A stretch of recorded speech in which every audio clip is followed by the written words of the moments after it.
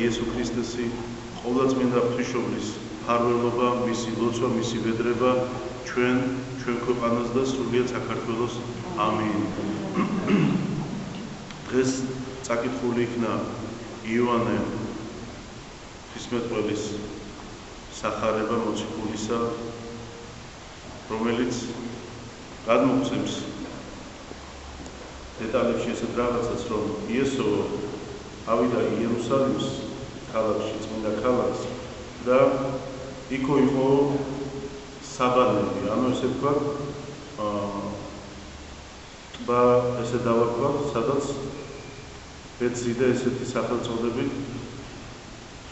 სადაც საქონელი ცვალდა წყალს და იყო ბასეინები, რომლებიც ესე თქვა წყლით იყო სავსე და გვეუბნება იოანე მახარებელი, წმინდა სახარებიდან, რომ წლითო, ანუ ყოველ წელიწადში ერთხელ ჩამოდიოდა ღვთის ანგელოზი, წყალს აღამბრობდა და ვინც ჩავიდოდა ამ შემგროვლ, ესე თქვა, შერყეულ წყალში, ისინი იკურნებოდნენ. ესენი იყვნენ ყელობლები, ბრმანი, ოჭლნი, ყრუნი, კეთროვანი, ანუ ყველანაირი, ესე თქვა, დაავადებისგან იკურნებოდნენ, რა თქმა უნდა, თუ თქვენი ჩავიდოდნენ და თუ მით უმეტეს, აი, შემდგომ იმისა, როცა უფლის ანგელოზი აღამბრობდა ამ წყალს. და როცა მაცხოვარი მიდის იერუსალიმს აი გზაზე, სადაც უნდა მივიდეს ამ ტბასთან, წყალსატევთან, ესე თქვა, დაინახავს, რომ ზის კაცი, რომელიც დავდომილია და 38 წელი ამ ადამიანს არ გაუვლია. 38 წელი იტანჯებოდა იმ თავისი სათქივარისგან და რა თქმა უნდა, მე ბევრჯერ თქვენთვის მithქვამს, რომ მარტო მაშინდელ ებრაელებში და დღესაც ვიცით ხოლმე ხშირად ჩვენ ამის თქმა, რომ თუ ვიღაცას რაღაცას პანჯავს, აი უფალი ჯის, უფალისგან მოდის და ერთი რაღაც ვერ ვისწავლით, რომ უფალი არავის არ ჯის, უფალი სიყვარულია და უფალს არავის წარწმენა არ უნდა, არამედ ცხონება და მოქცევა უნდა თითოეული ჩვენთაგანისა. თუ ვინმე რამეს ვისჯებით ჩვენ თავს, ჩვენ თვითონვე ვჯი, უსიყვარულობით, ულოცველობით, უმარხულობით, დაუჯერებლობით, ამპარტავნებით და რამდენი ესეთი უნდა ჩამოთვალო, რაც ეს მანკიერი ვნებებია ჩვენში და ეს ცოდვები, რომლებიც შემდგომში იწვევს აი ჩვენს ესე თქო ცუდად ყოფნას. ამიტომ ეს ადამიანი ზის და მიუახლოვდება უფალი, შეეწყალება ეს ადამიანი, რომ წვალობს და ეუბნება, რომ გინდა რომ განიკურნო, მაგრამ ეს ადამიანი ეუბნება, უბრალოდ შეშჩივლებს მას, რომ მოწვარო აი ამ ტბაში, როცა ყოველ წელს აღიმღრება წყალი და მე როგორც მივბოღდები, რომ უნდა ჩავიდე, მასწრებს სხვა, ჩადის სხვა და მე არ მაქვს კაცი, ანუ არ ყავს ადამიანი, რომელიც მე ხელს შემიწყობს და მიმიყვანს იქამდე, რომ წყალში ჩამაგოს, რათა განვიკურნე მეორე. და მაცხოვარს, რა თქმა უნდა, თავისი დიდი მოწყალებით და კაცთმოყვარებით ეუბნება 38 წლის დაუდომილ ადამიანს, გაჭირვებულ და ტკივილებით გატანჯულ ადამიანს, რომ აღიგე ცხედარი შენი და ვიდოდე. მეხსეულად, რა თქმა უნდა, ეს ადამიანი წამოდგება და აიღებს თავისი, ესე თქვა, გაშლილ ამ სარეცელს და წავა გახარებული. თუმცა უფალი წმინდა წერილი გვეუბნება, მიეფარება თვალსო. და როცა დაინახავენ ფარისევლები, რომ ეს ადამიანი ფეხზე დგას, დადის, როგორი ადამიანის უკუნურება და რამდენად დიდი ადამიანის, ესე თქვა, უღმერთობა, როცა იმას კი არ შენიშნავენ, რომ ეს ადამიანი 38 წელი ფაქტობრივად იწვა თუ იჯდა და ვერ დგებოდა და ფეხზე მდგომარე დაინახეს და ეუბნებიან, რომ როგორ გაბედე შაბათი დღე იყო. გაკვირვება კი არ მოიცვა, რომ ის ადამიანი ადგა და გაიარა იმ ადამიანმა და ამხელა კურნება მიიღო, არამედ როგორ გაბედე და შაბათ დღეს როგორ ადექი, როგორ აიღე ცხედარი შენი, ანუ როგორ მოკიდე რამის ხელი, იმიტომ რომ ჩვენ ვიცით, რომ შაბათი დღე უქმია ებრაელებისთვის და ისინი არაფერს არ აკეთებენ სამაგისოდ. ამიტომ ეუბნებიან რომ ვინ გაბედა და ვინ განკურნა შენ შაბათ დღეს. ახლა როგორ ვფიქრობ და არ ხვდებიან ისინი რომ ამხელა სასწაულთან არის საქმე? არ ხვდებიან ისინი რომ ეს არა ადამიანის ხელისგან არის გაკეთებული, არამედ ღვთაებრივია, იმიტომ რომ როგორ შეიძლება 38 წელი ადამიანი იჯდეს, ესე ვთქვათ, იდოს კუნძივით და შემდგომში ეს ადამიანი განიკურნოს და ეუბნებიან ვინ არის ის, ვინც ეს გააკეთა. თუმცა ეს ყოფილი დავრდომილი ადამიანი ეუბნება რომ არ ვიცი ვინაიდან მე არ მიგითხოვს მის სახელიო, ეხლა როგორი ადამიანი განიკურნა და ხელა სიხარულით აღივსო და თან წერილი მეუბნება რომ მაცხოვარი მიეფარა თვალსო, იმიტომ რომ ძალიან ბევრი ხალხი იყო შეკრებილი და არ უნდა ესე ვთქვათ გამოჩენა და მოკლედ აი ასეთ მდგომარეობაში როცა ეს ადამიანი ცალკე უმტკიცებს რომ არ იცის ვინ არის და ეს ურიები რომლებიც ტვინავენ იმიტომ რომ უნდათ რომ გაიგონ ვინ არის და პასუხი აგებინონ, მაგრამ თავარი არ აინტერესებთ მათ რომ ის გაიგონ რომ ვინ და ეს და შაბათი თუ კვირა მე-11 ბევრჯერ მithქოს რა მნიშვნელობა რომელი დღეს არ უნდა იყოს აღესრულა უდიდესი სასწაული ამ ყველაფერს თავი დავანებოთ აღესრულა კურნება ადამიანისა მე ბევრჯერ მithქოს თქვენთვის რომ ავიღოთ ჩვენ მთელი ქვეყნის ოქრო ვერცხლი და სიმდიდრე და რომ ავიღოთ ერთი უბრალო გაშიშვლებული ადამიანის შიშველი ადამიანი არ მოგულისხმია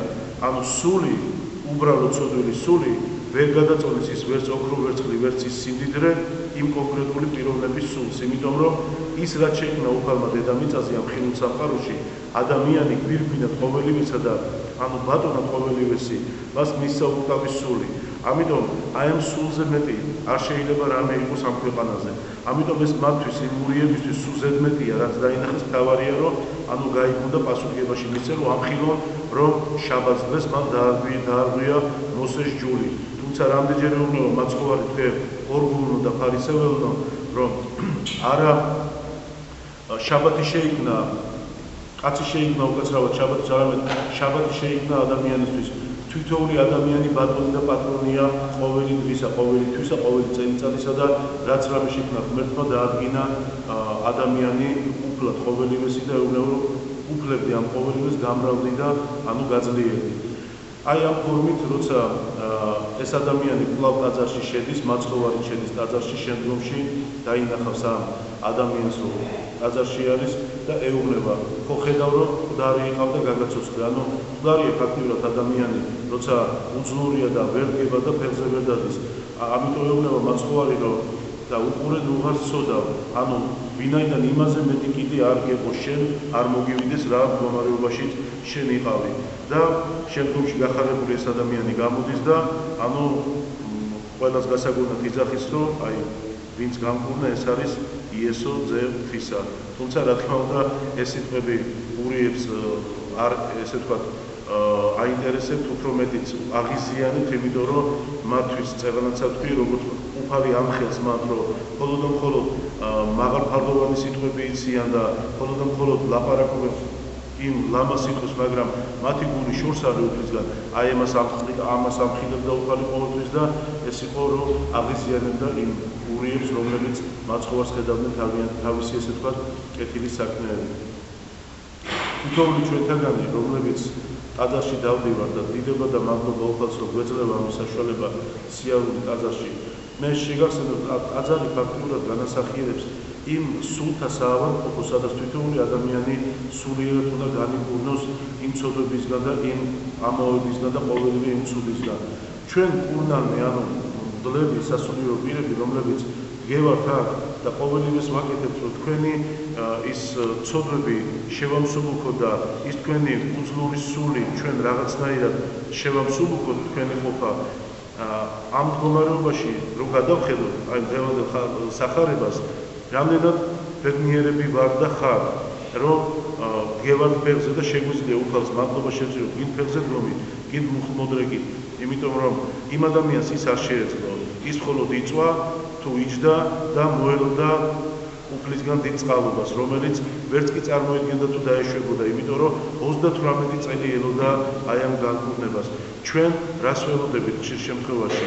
ჩვენ ველოდებით ხშირ შემთხვევაში მაპატიეთ არა გეტყვით სტუმარს, დაქალს, მეგობარს და გვავიწყდება ეკლესია, რომელიც ჩვენი სულის მკურნალია და გვავიწყდება იქ მდგომნი მამები, რომლებიც ჩვენი ესე ვთქვათ არა მარტო სასულიერო პირნი და არამედ თქვენი სულიერი მოწყობი არამედ თქვენი მეგობრებიც არიან, რომელთანაც შეგიძლიათ ნებისმიერ თემაზე ილაპარაკო და თქვენმა მოძღვარმაც მოგცეთ ის კეთილი დარიგება, რა თქვენ სულებს და რა თქვენ გონებას ჭირდებათ. ამიტომ არის, რომ სანამ შეგვიძლია თვითონ ჩვენთანაც ეკლესიაში ჩვენი ფეხით მოსვლა, ვადიდოთ უფალი და ვიყოთ მასში და უფალი იყოს ჩვენში და თვითონ ჩვენ გულებში, უნდა გამოვიყენოთ ეს დრო მაქსიმალურად, რომ თვითონმა ჩვენთაგანმა ერთითა პირითა და ერთითა გულით აღვაროთ უფალს, რომ ის ჩვენ ძალიან გვიყვარს, რომ ჩვენ მისი შვილები ვართ და რა თქმა უნდა ჩვენი იმ ყოფით, რომელშიც ვიმყოფებით, ხშირად ნაკლებად რწმენაში, ხშირად ამპარტავნებაში, მაგრამ იცის უფალმა ჩვენი გული, იცის უფალმა ჩვენი დავდომილი, ესე ვთქვათ, სხეულის ამბავი და ამიტომ კიდევ ბევრჯერ და მრავალჯერ გვაძლევს იმის საშუალებას, რომ ჩვენ მოვიდეთ ეკლესიაში და ვეზიაროთ წმინდა ზიარებას, წმინდა აღსარება თქვა და რაც ყველაზე მთავარია ერთმანეთს მოვეფეროთ, ვინაიდან ერთი ეკლესიის შვილნი ვართ, ერთი სამწყსო ვართ. უფლისა ჩვენისა იესო ქრისტეს, ისე რომ ეს დრო სანამ ცოცხლები ვართ, თვითონმა ჩვენთაგანმა მაქსიმალურად უნდა გამოვიყენოთ და რაც მთავარია, ყველაზე მთავარი ჩვენთვის ადამიანებისთვის ეს არის მაცხოვრის სიტყვების შთაგონება და თვითონმა ჩვენთაგანმა რომ ვიცოდეთ, რომ სადაც არ უნდა იყოს 1 იანვარი შეკლებული სახელისა ჩემისათვისო, მუნ მეციგვარო, ანუ ნებისმიერ ადგილას არის მაცხოვარი. არ არსებობს დრო და სივრცე, რომ იქ უფალი არ იყოს. არ არსებობს ადგილი, სადაც უფლის თვალი ვერ ჩაწვდება და მისი, ესე ვთქვათ, გონი ვერ მიწვდება. ადგილი არ არსებობს ისეთი ამ დედამიწის ზურგზე, არც ჯოჯოხეთში და არც სამოთხეში, სადაც უფალი არ არის. ჯოჯოხეთში წყია უფალი, იმიტომ რომ ესე ვთქვათ, ჯოჯოხეთში მისი შოლტის წვდება ყველა იმ ცოდვილ ადამიანს, რომ გამოაფრიზოს, თუმცა იქაც სიყვარულია და უფლის სიყვარული, იმიტომ რომ სამუდამოდ აწირავს, აბა გაიხსენეთ გასიძახის მაცხოვარი, რომ თუ ილოცებს ეკლესია, თუ ილოცებს ჭირის უფალნი გადაცვლილისა, ის იმ ადამიანზეც დაეშვება უფლის ის დიდი სიყვარული, ის რა თქმა უნდა დიდი წყალობა და ის აყვანილი იქნება სამოთხეში, მაგრამ ნუ გეგონება და ნუ დაითვლით დღეებს, რამდენ დღეში შეიძლება ავუყვანოთ ჩვენი მიცვალებული გადაცვლილი სული ჯოჯოხეთთან სამოთხეში. შეიძლება ამას მთელი ჩვენი სიცოცხლე დაჭირდეს, მაგრამ კიდევ ვიზახი, ნებისმიერ ადგილას, სადაც არ უნდა ვიდგე და სადაც არ უნდა ვიყოთ, იქ უფალი მყოფობს. იქ არის უფალი და ნუ რა თქმა უნდა უფლის სახელი სადაც გაისმევა, უფალიც იქ არის. ასე რომ ნუ დაგავიწყდებათ ერთი ჭეშმარიტება, სადაც არ უნდა იყოს, ვიყურებთ უფალი, ვიყურებთ თვითონ ჩვენთაგანს და გვაკვირდება, რას მივიდანთ მის სამსხვერპლომდე. ან იმ დიდ სოდვებს, რომელიც წარწმიდავს თვითონ ჩვენთაგანს, ან იმ დიდ მადლს, რომელიც მოიპოვებს იმ, ესე ვთქვათ, წმინდა სასუფეველს, რომელიცგანაც ადამიანის სული და გონება ირთვის და მიესწრაფის. მერთმა დაგლოცო და გაგაძლიერა. და მინდა მოგიმზადეთ რამოდენიმე, ესე ვთქვათ, წმინდა მამების გარდამოცემანი, ეს აუცილებელია თქვენ რომ იცოდეთ. ძალიან ბევრ შემთხვევაში ვფიქრობ, რომ ხელმისაწვდომია ეს გარდამოცემანი, მაგრამ არ კითხულობ, იმიტომ რომ წიგნიერება რატომაც ჩვენგან ძალიან ჩამორჩა და ჩვენ ჩამოვიდეთ უბრალოდ და არ გვინდა ხელი ვახდოთ და გადავჩალოთ წიგნი. შეიძლება ბევრჯერ ვიქნებ, შეიძლება ეს კეთშიც კი ამოგივიდეთ ჩემი ნალაპარაკები, მაგრამ შეიძლება ადამიანი 24 საათი იჯდეს ილაპარაკოს, ენა დაეღალოს ლაპარაკის, მაგრამ წიგნი რო აიღოს და ორი ფურცელი გადაშალოს და წაიკითხოს თავისი შემეცნებისთვის, რა თქმა უნდა, თავისი სწავლისთვის, ეს რა თქმა უნდა ჩვენ არ გვინდა. მით უმეტეს, რა თქმა უნდა, ჩვენ არ ვყოფ წიგნებს. წიგნები, რა თქმა უნდა, არის როგორც ბიწიანი, ანუ საბიწო, ისე ფისწყალობით არის საეკლესიო, რომელიც თითოეულ ეკლესიურ მაღაზიაში იყიდება და დღეს, როცა 21 საუკუნეში ამის საშუალება არის, რომ ადამიანმა რაღაც ელემენტარული წიგნი იყიდო, როცა რამოდენიმე წლის უკან თუ გადავიხედავთ, ხალხი ლოცვებს იწერდნენ, რომ ლოცვას სცოდნოდათ. ესე იგი, რა დონით უნდათ მათ ლოცვის სწავლა, რომ არ ეზარებოდათ და ისინი იწერდნენ, თუნდაც მამაო ჩვენოს, ღვთისმშობელო ქალწულოს, სად იყო ამდენი წიგნი, სად იყო ამდენი რამ. საქართველოს და მით უმეტეს ქართველი ერის მუდამ ნაკლებობაში იყვნენ წიგნობრობისა.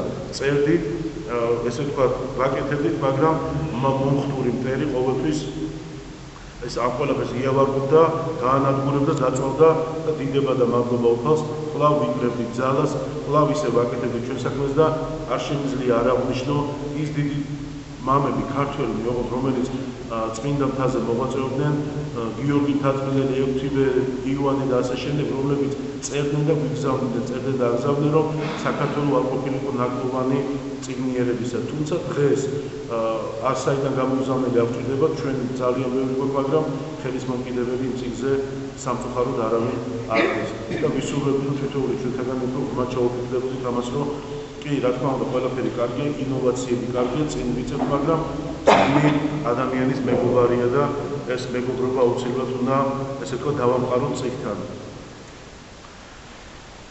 ეს ამბავი, რომელიც მე უნდა მოგითხროთ ახლა, ძალიან ბევრ ადამიანს იმედიად საკუთარ გულში ჩაახედებს და ათქმევინებს აღსარებაში მერე მომავალში შეიძლება მაღალდეს, რომ რაოდენ დიდია მკითხაობის, ესე ვთქვათ, ცოდვა და ვიღაცას თუ გონია, რომ ყავაში უბრალოდ ღრუბლობით ჩაიხედა ან სარკეში, ან ესე რავი, რამდენი რაღაც არსებობს მეტყავწყის, ეს არაფერი არ არის და უთქმეულოა, მე შეგახსენებთ, რომ ძალიან დიდი ტკივილია, თუ მით უმეტეს მოუნანიებელი დარჩება ეს და აღსარებაში არ იქნება ნათქვამი, იმიტომ რომ ყოველი ჯადოქრობა და ყოველი მაგია, რომელიც გამოყენებული იქნება მართლმადიდებელი ადამიანისგან, ის თანამდებია დიდი ცოდვისა და რა თქმა უნდა დასჯადია. ასე რომ გვეუბნება ესეთი წერილი გარდამოცემა, რომ იყო 5 გოგო, რომლებმაც თავისი მშობლების სახლიდან რომ გაუშვეს, გადაწყვიტეს ეკითხავდა და ბედი ეძებდა. ანუ სარკეში ჩაიხედათ, ვინ იქნებოდა საბედო. ნუ ალბათ გვახსენდება ბევრს ესეთი რაღაცები, რომ მარილიანი კვერები მთელი ღამე რო არ დაგიძინება, ვინ უნდა ნახოს ესელაშია, კაცშუს თვალი არ მოეხუჭება. ამიტომ ესეთი რაღაცეები ძალიან ბევრია ჩვენში და ვითომ არაფერი, მაგრამ სამწუხაროდ კეთდება. ამიტომ ეს 5 გოგო გადაწყვეტს, რომ დაინახონ თავიანთი ბედი. ერთ გოგოს დააწვენენ ტახტზე, როგორც მკვდარს, წელამდე გადააფარებენ ანუ შალს, რაღაც მატერიას, გულზე დაადებენ სარკეს და ამ სარკეში უნდა გამუდმებით იყუროს, რომ არ გაიქცეს ესე ვთქვათ, სიყვარული, ხო, მოაწროს და დაინახოს და ამ შემთხვევაში 4 ხნით ჩადიოდნენ სარდაფში, საიდანაც სათითაოდ ამოდიოდნენ და მუხს მოუდრეკდნენ, გვაკურთხე და დაგულოცეო ეუბნებოდნენ. ანუ ერთი მხრივ ეს იყო წესი, რომელიც ფაქტიურად ამ ბავშვებმა ხო არ მოიგონეს ვიღაცამ, ანუ მოიტანა მანდამდე და პლუს დაცინვა, ხო, ეს ეკლესიისა და მამებისა, გვაკურთხე და დაგულოცეს, ვის უნდა მიმართოთ, ეხლა ვერავჟე მიმართოთ, ხო, გარდა სასულიერო პირისა. ორი უცნობია, რო ავიდა რა დაინახა, მაგრამ ეს მეოთხე რო ავიდა, დაინახა, რომ ეს გოგო, რომელიც იწვა, გაშტერებული უყურებდა სარკეში, ანუ გარდაცვლილი იყო უკვე და დაჭეტილი თვალებით იყურებოდა სარკეში. არ ვიცი რა მოხდა, არავინ არ იცის რა მოხდა, მაგრამ ფაქტია, რომ გახდა ეს ადამიანი მსხვერპლი ან ჯადოქრობისა და როგორ ფიქრობთ თქვენ ახლა უფლის წინაშე რო წარდგებოდა იმ წუთში გარდაცვლილი, რომელ სინანონზეა ლაპარაკი, რას მოასწრებდა ან რა უნდა გაეკეთებინა. ამიტომ თუ ესეთი რაღაცა თვითონ ჩვენთანაც აქვს ცხოვრებაში და მალად რაღაცის გამო ძალიან ვთქვით. ზუსტად ეგეთი შეიძლება არ იყოს, მაგრამ რაღაცას გავსი, რომელიც მაგიასთან არის დაკავშირებული. ძალიან ვთქვით, რომ აღსარებას მოეკიდოთ სერიოზულად და ამ აღსარებაში ესეთი რაღაცეები თქვენს აუცილებლად აღიაროთ. ერთ ბერთანო ესეთი ძალიან ლამაზი თქმულება მივიდა მეორე ძმა, ანუ ბერი, რომელმაც შეშილა, რომ მაწუხებს ძალიან ღნებანი და ამაზე მირჩიე რამე. წმინდა მამა ძალიან ბევრს დაელაპარაკება და ესე ვთქვათ, ანუგეშებს და იმდენად ბევრ სამუგეშო სიტყვას მისცემს, რომ ეს ძმა, რომელიც მისულია, ძალიან კმაყოფილი დარჩება და ეუბნება, რომ შენთან დარჩებოდი დიდი სიამოვნებით, რომ არიოზელი არ მოიცით ალბათ ეს რა არის, ხო? შეიძლება ბევრთვისაც არის. ეს არის ერთ-ერთი მწვალებელთა, ესე ვთქვათ, იყო არიოზი ესეთი და მის მიმდევრებს ვიღებთ არიოზელები. ხო, ასე რომ ესენი მაცხოვარს ანუ არ აღიარებენ რა თქმა უნდა სამების ჰიპოსტასად, ყოვლადწმინდა ღვთისმშობლად და უბიწო ქალწულად არ აღიარებენ და ამიტომ მეუბნება, რომ რო არ ვიყო ეს არიოზელი, მე აუცილებლად შენთან დავრჩებოდიო. ბერმა რომ გაიგო, რომ ეს ადამიანი მწვალებელი იყო, შეშფოთდა და ესეთი რაღაცა უხარო. შვილო, ნუ თუ არ იციო, რომ ვინცო მართლმადიდებელ სარწმუნოებასო არ აღიარებსო და ყოვლადწმინდა ღვთისმშობელსო უბიწო, ანუ მუდამ ქალწულად, რომელიც ჩვენ ვიცით და ჩვენი ესე ვთქვათ სწავლა მართლმადიდებლობის, ისო ვერ ცხონდებაო. ამ ძმას ჩაეცინება და ესეთ რაღაცას ეთქვის, კარგით რა მამაო, ყველა მწვალებელი მასე იძახის, რომ თუ ჩვენთან არ ეზიარები, ვერ ცხონდებიო. ანუ მათთვისაც რა თქმა უნდა ყველა დანარჩენი მწვალებელი იყო, თავიანთ სარწმუნოება მართალი ეგონა. ბევრი შეწუხდება ძალიან და ეტყვის, რომ შენ ჩემ კელიაში დარჩი და ილოცეო და მე ანუ ზღვის ნაპირას გავალ უდაბნოში და ვილოცებ, რომ უფალმაო შენც და მეცო, ნუ ჭეშმარიტება დაგვანახოს. ახლა ამ ვერ ჭეშმარიტება არ ჭირდებოდა, თავის ჭეშმარიტებაზე იდგა, მაგრამ რას ეთქოდა ახლა ის სტუმარი იყო, მოსული იყო. საღამომდე ილოცეს და აი რომელიც დარჩა ეს არიოზელი, რომელიც ბერის სენაკში იყო, უფლის ანგელოზი წარმოუდგება, მოკიდებს ხელს და წაიყვანს, წამოდი და იხილეო. მიიყვანს და დაანახებს აი ამ დიდ ტბას, გეენიას, სადაც ცოდვილი სულები, ესე ვთქვათ, ყირიან, გვილდახჭენა და როგორც მოსემულია. და შეშინდება ეს და ვინ არიან ეს და ვერ ცნობ, ხო, ჩაიხედე კარგად და დააკვირდიო, ესენი არიან არიოზის მიმდევრებიო, ანუ მწვალებლებიო, რომლებმაც უარყვესო ჭეშმარიტი სარწმუნოება და ყოვლადწმინდა ღვთისმშობელს არ აღიარებენ მარად ხალწულად. ასე რომ ყოველი ადამიანი, ვინცო აი ამ სარწმუნოებას არ იწამებს, ყოველი ადამიანი ეს ვთქვათ, იქ იყვნენ ძალიან ბევრი ახლა რომ მოყვე არ მინდა მე განკითხვაში არ ჩავარდე სხვა დანარჩენი კონფესიები, რომლებიც ანუ წვალობდნენ და წამოდნენ იმის გამო, რომ თავის დროზე მათ ჭეშმარიტი სარწმუნოება არ მიიღეს და აი ეს ძმა, რომელიც უმრად იყო მისული, რომელსაც აწუხებდა ეს ესე ვთქვათ ნებები, დაიმოწაფება ამ წმინდა ბერს და 40 წელზე მეტი მასთან დახობს და რა თქმა უნდა ჭეშმარიტ მართლმადიდებლად მოინათლება. ასე რომ თითოეული ჩვენთაგანის ვალია, სადაც არ უნდა წავიდეთ, თითოეულმა ჩვენთაგანმა ვიცოდეთ ვისთან ვარ და რას ვაკეთებ. ძალიან ხშირად გამიგია, რომ შევედი სინაგოგაში, შევედი კათოლიკურ ეკლესიაში, მე რა მოხდა. ახლა რა უნდა მოხდეს ისეთი, ცა არ გაიხსნება თქვენთვის და წვიმის საწამო, ცეცხლის წვიმა და სხვა დანარჩენი და მეტი რა უნდა მოხდეს. შეიძლება ადამიანმა დაათვალიერო როგორც ექსკურსიი და ცნობის მოყვარული, მაგრამ მიხვიდე და თანამონაწილე გახდე ლოცვისა, იქ ან წირს, რასაც ისინი აღასრულებენ, ეს ყოველდღე დაუშვებელია მართლმადიდებელი ადამიანისთვის და ეს მინდა რომ თქვენ ძალიან კარგად გახსოვდეთ. ესეთი გარდამოცემა გვაქვს კიდე ღირსი წმინდა პატრიარქი მინას დროს, ეს არის კონსტანტინოპოლში. ერთ-ერთი ურია ბავშვი ეზიარება ქრისტიან ბავშვებთან ერთად. ნუ ახლა ხო არის რომ შემოდიან ვინ გაარჩევს ახლა ბავშვია, ხო არ ეტყვი რა მსარებლობის ხარ, თუმცა აინტერესებდა ალბათ ამ ურია ბავშვს რა იყო ეს ზიარება და ეზიარა. რა თქმა უნდა ეს სასულიერო პირმა არ იცოდა და რო წავიდა სახლში მამას მოუყვა ეს ბავშვი რომ ქრისტიანებთან ეზიარა.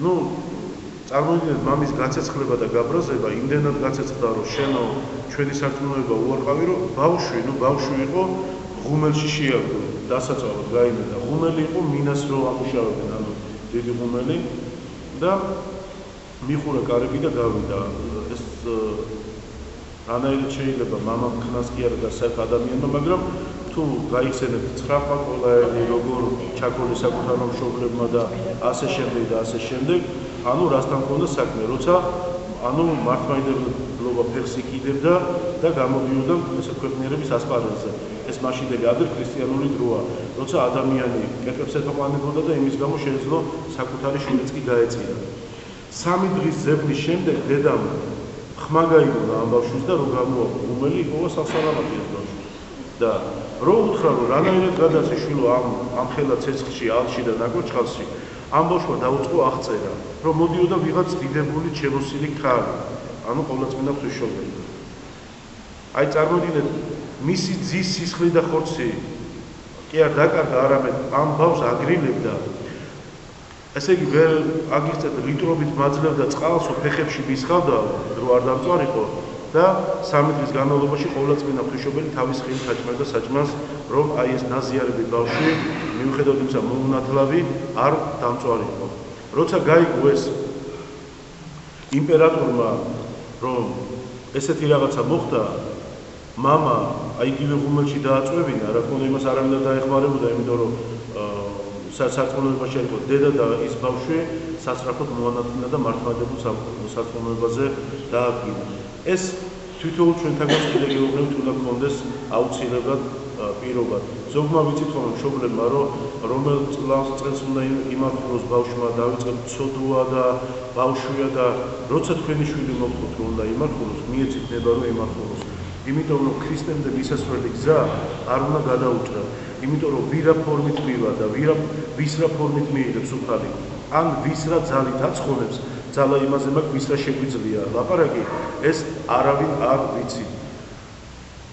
ასე რომ ყველა ჩვენთანაც მართებს აუცილებლად იმაზე დაფიქრება, თუ რაოდენ დიდია უდრის ძალა და მისი, ესე ვთქვათ, სასწაულები. მე მინდა წმინდა მეფე დავით აღმაშენებელზეც მოგითხროთ, ხო არ დაიღალეთ? დავით აღმაშენებელზეც მოგითხროთ ესეთი რაღაც. თქვენ იცით, რომ დავით აღმაშენებელი ჩვენი წმინდა მეფე უდიდესი მორწმუნე იყო. მან ზეპირად იცოდა ფაქტიურად რამის ფსალმუნება, ზეპირად იცოდა საქმე მოციქულთა ჩვენ რო გვეზარება კითხვა. 27-ჯერ მაინც მოდა წაკითხული ეს წარმოდიდგა ეს ადვილი არ არის საქმე მოციქულთა მარტო წაკითხვა არ არის. მას თავისი განმარტება აქვს. ეს თვითონ ადამიანს უნდა ესმოდეს. მაგრამ მიუხედავად იმისა, რა ძლიერი მეფეც იყო, ქველის მოქმედი იყო და რამდენად ესე ვთქვათ მორწმუნე იყო, როცა კი ჩავიდოდა მცხეთაში და სვეტიცხოველს მოილოცავდა, არასდროს არ მიდიოდა იმ სვეტთან, სადაც უფლის პარტია დაკრძალული. და ყოველთვის ფიქრობდა, რომ როგორ შეიძლება იქ მოვილოცო და ვეთაყვანო, როცა არც კი ვიცი იქ რა დევს. ანუ ეჭვეპარებოდა. ერთ-ერთი მოლოცვისას, როცა წმინდა მეფე თბილისში დაბრუნდება, ექნება ძალიან დიდი ჩვენება. ეს არ არის სიზმრისეული იყო ჩვენება, რომელიც მთელი ღამე მეფე გაწამდა, ანუ ვერ მოისვენა.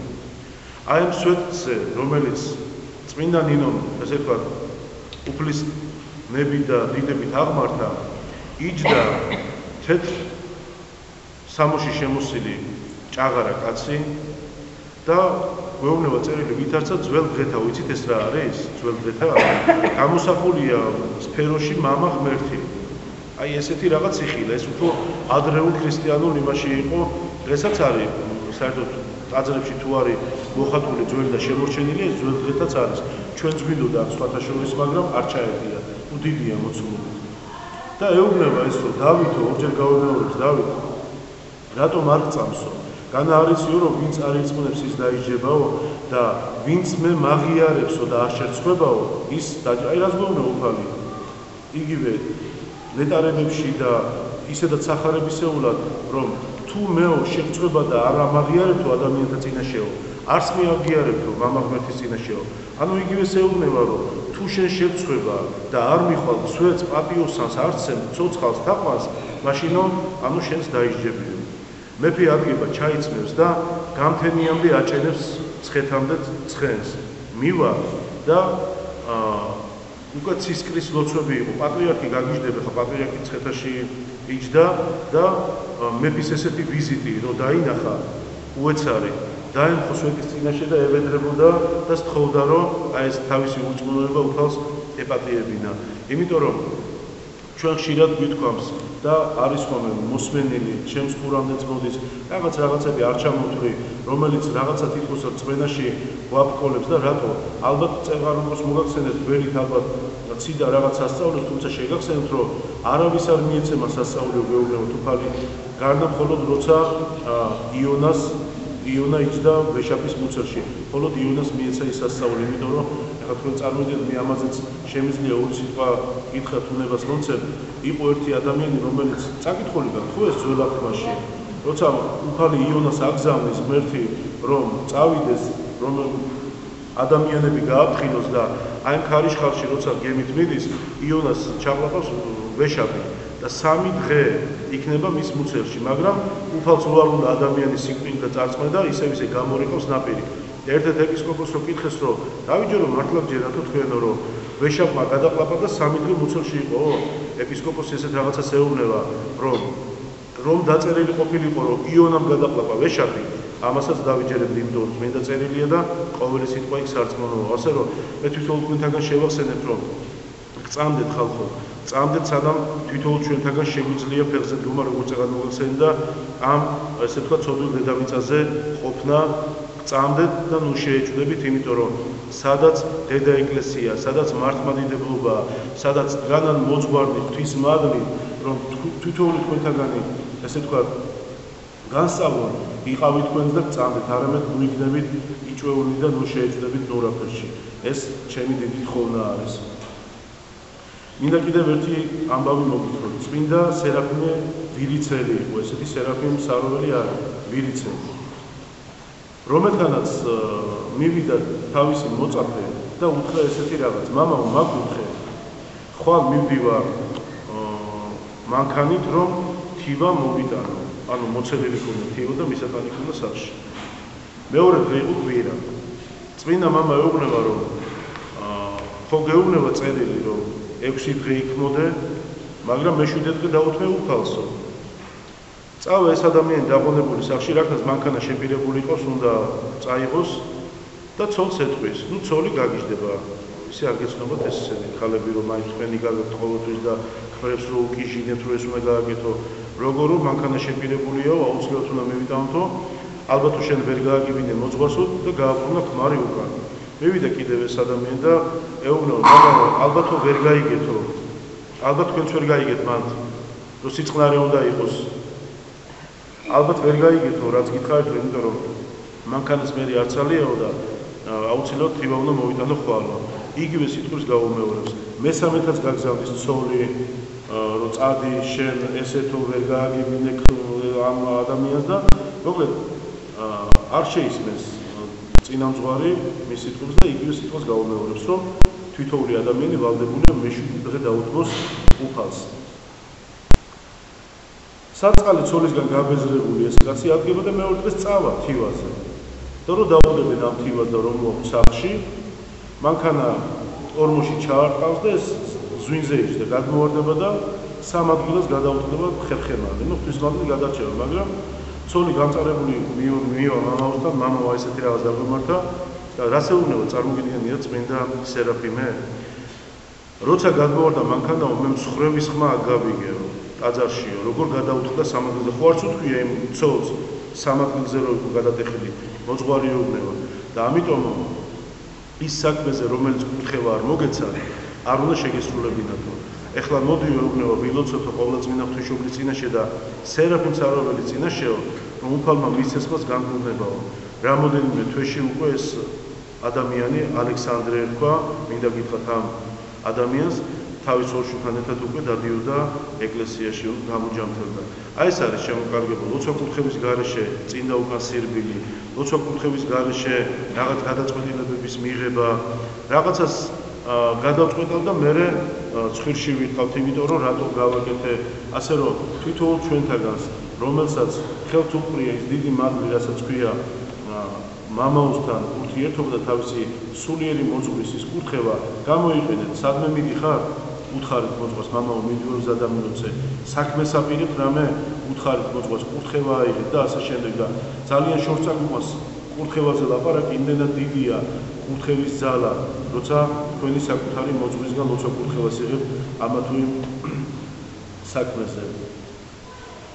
მე დღეს ახლა აღარ გავაგზავნებ კიდევ ბევრს, იმიტომ რომ თქვენც დაიღალეთ, მაგრამ მინდა რომ ერთი რაღაცა მოგითხროთ რა გავაკეთო ბოლო მოვლენებზე რაღაც ჩემი, ესე თქვა, განცხადება და ჩემი აზრი გამოვხატო, რაც ბოლო დროში ხდება და სამწუხაროდ ყველა მოძღვარს იმდენად აღარ გვერიდებიან და ძალიან ცუდ სიტყვებით გვამყოფენ, გაუნათლებლები, უვიცები, რაღაც ბომჟებად მოგვხსენიებენ და ეს მარტო ჩვენი გაის კი არ არის, ეს თქვენი შეურაცხყოფაც არის, იმიტომ რომ თქვენ თუ მოძღვართან გიხართ და ის მოძღვარი წემსავ, ანუ თქვენს ბუნებრივია იმის თანამდებნი ხართ, ხო? როგორი მოძღვარი წყალთ, ისეთი თქვენ ახართ და ასე რომ მე მგონი ჩვენ არ დაგვიმსახურებია მოძღვრებს ესეთი რაღაც არც ეს რიტორიკა, რომელიც ჩვენს მიმართ არის, უბრალოდ არიან ერთეულები. მე მინდა ვთხოვოთ, ნუ შევშინდები და ნუ ადამიანები ერთმანეთს გადავეკიდებით, არიან ერთეულები, რომლებსაც არ აწყობთ, ესე ვთქვათ, კარგი ურთიერთობა მართლმადიდებელი ქრისტიანებისა, არ აწყობთ ეს ამხელა მართლმადიდებლობა დღემდე რომ შემონახულია საქართველოში ურყევლად და უცვალებლად, არ ვიცი ზუსტად ვერ გეტყვით, მაგრამ გავრცელდაო მე მითხრეს ესეთი რაღაც კომპიუტერში, რაშიც ნაკლებად ვერ ყვევი, რომ ვიღაცა არ ვიცი ევროკავშირის წევრი, რომელსაც უთქვია აი ყოველივე შემდეგ, რომ ჩვენო გვეგონაო, რომ მუსულმან იყო არა, ყველაზე საშიში სარწმუნოება, ანუ მუსლიმი, მაგრამ გამოდისო, რომ ამოსაძირკო ყოფილა მართლმადიდებლობა, იმიტომ რომ ყველაფერს და ყველაზე წინ დგას და ყველაფერს უშლისო.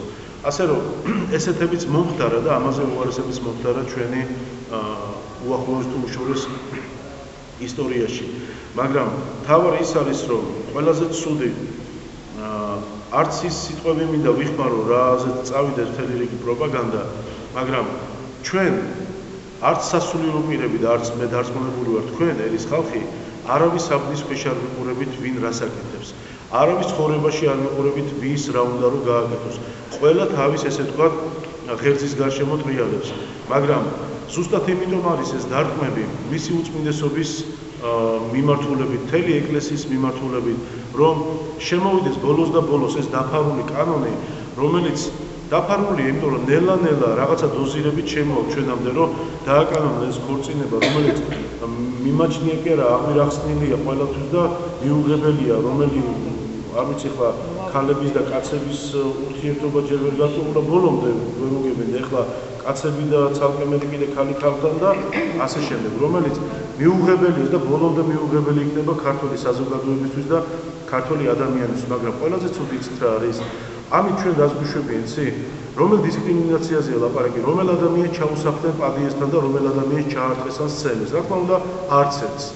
და თუ ყველაზე მთავარი უნდა, მე მგონი ეს კანონი თვითონ ისევ თვითონ ჭირდება, იმიტომ რომ ალბათ ძალიან ბევრი არიან და დაცვა უნდა ამ ფორმით. და რაც ყველაზე მთავარია, მეორე, ესე იგი ჩვენ მოძღვრები, რომლებიც გევართ ამბიონზე და სახარება დაუშვათ წაკითხულია და სახარების განმარტება უნდა და არის ნახსენები სოდომ გომორა.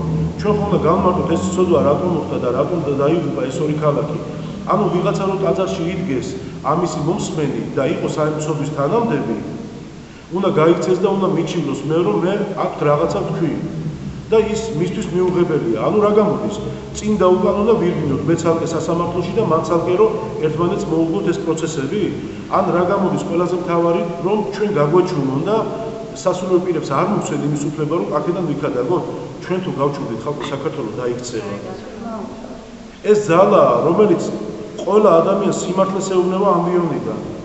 მაგრამ ყველაზე ცუდი ის არის რომ ვაიდა ვითომ ზოგიერთი ქართველები რო ქართველობენ და თურმე 24, 23 და ასე შემდეგ საუკუნის ქართველები ყოფილან.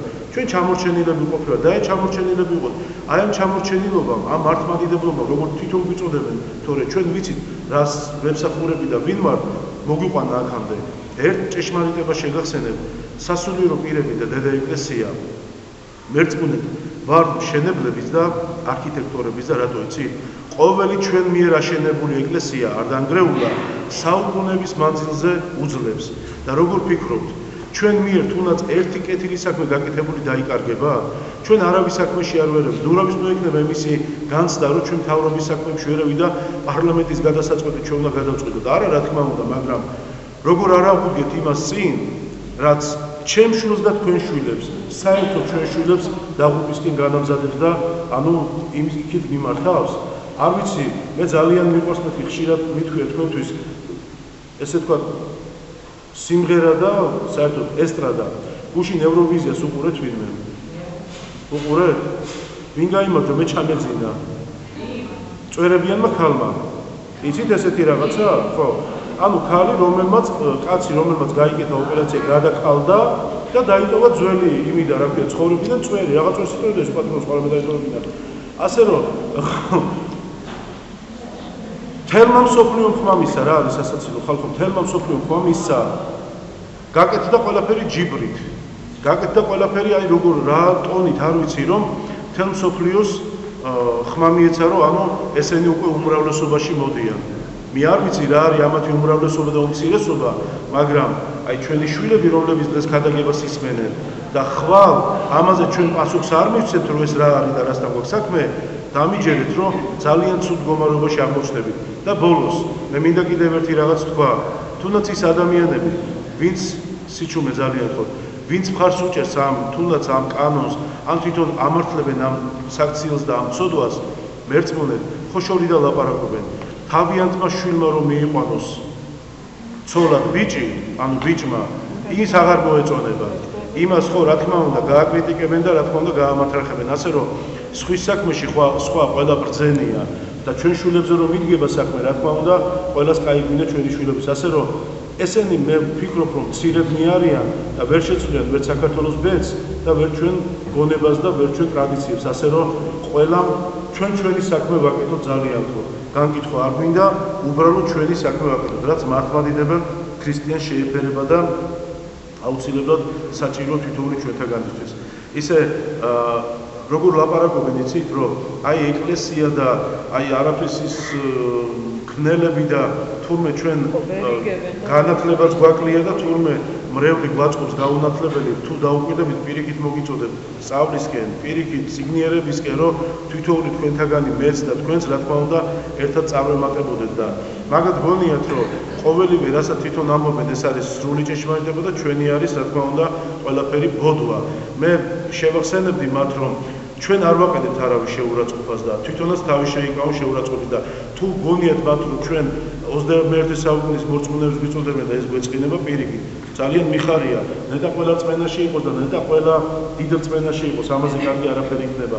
და მე უბრალოდ შევადარებ იმ პერიოდს, ამ პერიოდთან, როცა მოიცარა რა ღმერთი, როცა გვეუბნებიან დღეს იმ კომუნისტურ რეჟიმს, როცა თითოეული ადამიანი იდევნებოდა და ეკლესიისგან და აღუშვებდნენ და თუ სადმე შევიდოდნენ და სამთელს აანთებდნენ, სამსახურიდან ათავისუფლებდნენ, დღეს იმათი დევნა კი არ არის უმცირესობის, არამედ ჩვენი დევნა ალბათ დაიწყება, რომ თითოეული მართლმადიდებელი არც არის ესე სამსახურებში არ არის ესე ძალიან ბევრი რამ არ ხდება. ჩვენ ამაზე არაფერს არ ვიძახით, იცით რატო? იმიტომ რომ გაჩვენებულები ვართ, რომ ვინმემ კიდე ჯიბრით რამე არ გააკეთოს და ანუ თქვენ ისევ არ მოგიშალოთ ნერვები, თორე იგივე ხდება, არავითარი განსხვავება არ არის. დღესასწაულზე, რომელიც სიტყვით წინვალე დღესასწაულია, აღდგომა, შობა და ადამიანს ქოჩორს გაგლეჯე, რომ გინდა თუ არა სამსახურში უნდა დარჩე, იგივე დრო არ არის რა მნიშვნელობა, როცა თუ ცხოვრობთ საქართველოში და თუ ვართ მართლმადიდებელი ქრისტიანები, სხვა დღესასწაულები თუ არა, ეს ერთადერთი აღდგომის ღამე, როგორ არ უნდა გამოუშვა ადამიანი და როგორ არ უნდა იდგეს ტაძარში, რა თქმა უნდა, ვისაც ტაძარში დგომა უნდა. აი კომუნისტების პერიოდშიც კითხეს ერთ-ერთ ლეხ ადამიანს, რომ რომელ ღმერთზე მელაპარაკები შენო, სად არის ება ღმერთი, მაჩვენეთიო. და ამან გლეხურად უთხრა და ძალიან დიდღულად თან ყველაზე მთავარია. ელექტროენერგია, რომელშიც დენი გადის, არ ჩანს, მაგრამ თიც რო დაადებ, ხო, მოკლავსო. ისევია, ისეთ რაღაცას ვეხებით, რომელიც არ ჩანს, მაგრამ თითოეული ჩვენთაგანისთვის ეს არის ძალიან საშიში, იმიტომ რომ უნდა ვიცოდეთ რა დოზით შევეხოთ ღმერთს, უნდა ვიცოდეთ რა დოზით უნდა ვიყოთ ვიმყოფებოდეთ მასთან. რა თქმა უნდა, თვითსიყვარულია ღმერთი, მაგრამ სიყვარულმაც იცის ხანდახან, თუ სწორად არ მომიქეცით, უგუღმა წასვლა და დინების საპირისპირო. ღმერთმა დაგმოცოთ, გაგაძლიეროთ, დაგაფაროთ, ღმერთი იყოს თქვენი მფარველი და ნუ შეშინდებით, მისი უწმინდესობის სიტყვის გადმოცემ. ნუ შეშინდებით, ყველაფერი კარგად იქნება.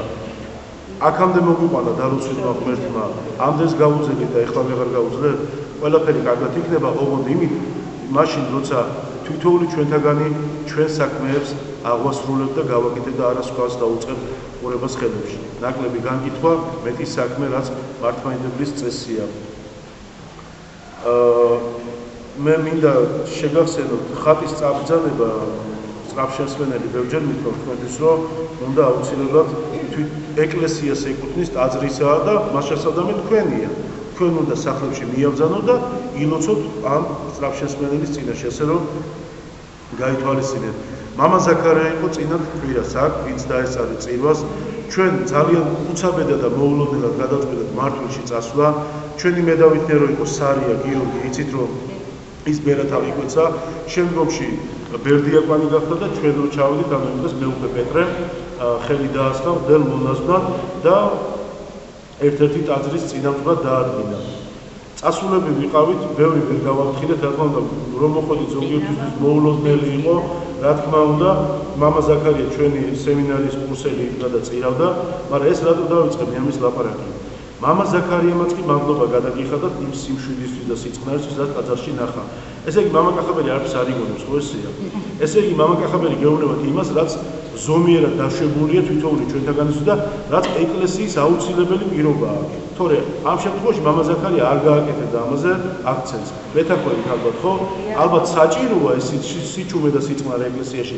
არა ჩემთვის, არა მამა შალასთვის, არა მამა ზაქარიასთვის, ან ვინმე სხვა მოწყვლისთვის, არა თქვენი სულებისთვის, რომ უფლის თვითოული სიტყვა თქვენთვის გასაგონი იყოს და გასაგები იყოს და თქვენ გულებში როგორც ხშირად გეუბნებთ, ოქროს ასვევით უნდა იბეჭდებოდეს, რომ თვითოული ჩვენთაგანმა მოახერხოს და იქნებ რომელიმე ცხონდეთ.